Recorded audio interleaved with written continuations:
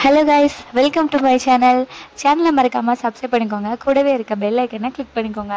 இந்த வீடியோவில் என்ன பார்க்க போகிறோன்னா, பால், ஓரியோ பிஸ்கெட், அதுக்கப்புறம் டைரி மில்க், இது மூணையும் யூஸ் பண்ணி நாம் ஒரு சூப்பரான டிஷ் பார்க்க போகிறோம். அது என்னென்னா ஓரியோ மில்க் ஷேக் தான் பார்க்க போகிறோம். இது ரொம்ப ஈஸி செய்கிறதும். இந்த வெயிலுக்கு இந்த மாதிரி ஏதாவது சில்லுன்னு சாப்பிடும்போது ரொம்பவே நல்லாயிருக்கும். எங்கள் குட்டி பையனும் கேட்டுகிட்டே இருந்தால் ஏதாச்சும் செஞ்சு கொடுங்கன்னு சொல்லிட்டு அதுக்காக தான் நாங்கள் ட்ரை பண்ணியிருக்கோம். ஸ்டவ் ஆன் பண்ணி பாலை நல்லா காய வச்சுக்கோங்க. இந்த பால் காய வைக்கிறதுல ஒரு சம்பவம் இருக்குது, அது பின்னாடி பார்க்கலாம். அப்புறம் 3 ஓரியோ பிஸ்கெட் எடுத்திருக்கேன், 10 ரூபா பிஸ்கெட்டு. அதை அழகாக பிரித்து அதில் உள்ள அந்த ஒயிட் கலர் க்ரீம் மட்டும் ரிமூவ் பண்ணிடலாம். இல்லைனா ஒரு மாதிரி ஆயிலியாக இருக்க மாதிரி இருக்கும். ஸோ அதனால் அந்த ஒயிட் கலர் க்ரீமை மட்டும் நம்ம ரிமூவ் பண்ணிவிட்டு அப்படியே நம்ம யூஸ் பண்ணிக்கலாம்.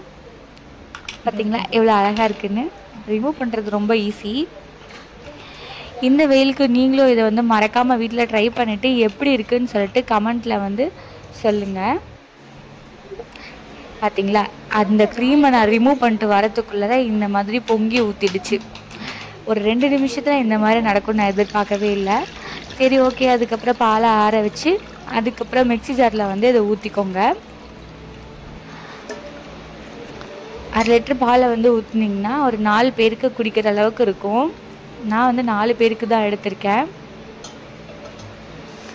1/2 லிட்டர் பாலை இதில் ஊற்றிட்டு நாம் எடுத்து வச்சுருக்க ஓரியோ பிஸ்கெட்லாம் இதில் ஆட் பண்ணிடலாம். நீங்கள் இந்த டைமில் டைரி மில்க்கையும் சேர்த்து அதையும் மிக்சியில் ஒரு அடி அடிச்சுக்கலாம். அதுவும் ரொம்ப டிஃப்ரெண்ட்டாக இருக்கும் டேஸ்ட்டு. நான் வெறும் இதை மட்டும் சேர்த்துருக்கேன்.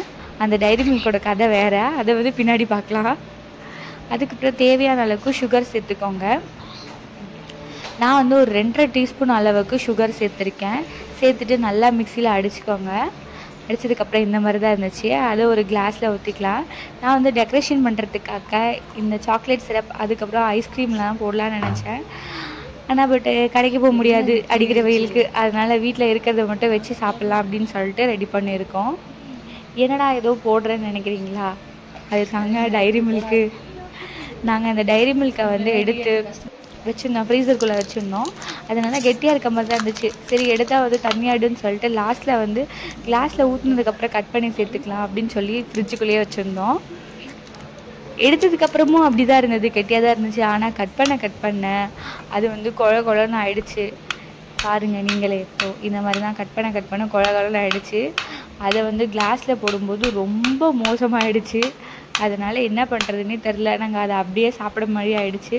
அந்த மில்க் ஷேக் மட்டும் அப்படியே குடிச்சிட்டோம். அதுவும் நல்லா தான் இருந்துச்சு. இதை மேலே டெக்கரேஷன் பண்ணலாம், தூவி விடலான்னு நினச்சேன்.